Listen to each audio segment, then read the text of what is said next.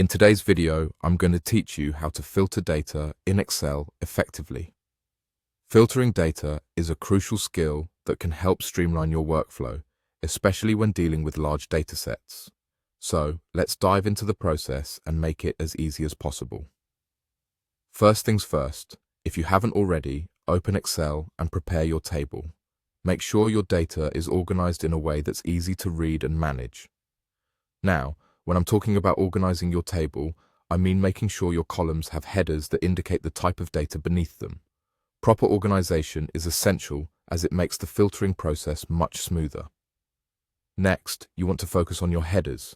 In this example, we have 3 headers: name, gender, and status. Highlight these headers as our next steps will bring powerful filtering tools to these columns. Once highlighted, navigate to the toolbar at the top of your Excel window and locate the Data tab. Click on it, and you'll reveal a variety of options designed to help you manage and manipulate your dataset. Within this tab, look for Sort and Filter, which is typically positioned towards the center right side of the options.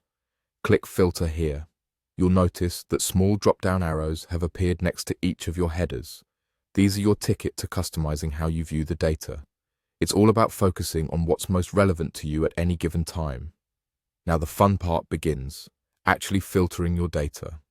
Let's say you want to filter out entries that haven't been paid in full. Focus on the Status heading, where you'll see one of these new drop-down arrows. Click on that arrow to reveal all the status options available in your table. In our scenario, we specifically want to filter for not paid entries. Therefore, you need to uncheck the option labeled Fully Paid. This will hide all rows where the payments have been completed. With that set, your next action is to click OK. This will apply the filter you've set, immediately displaying only the rows that meet your criteria. In this case, the not paid entries. It's as simple as that, and now your table's view is personalized to highlight only what is directly important to you right now. That's essentially how you filter data in Excel.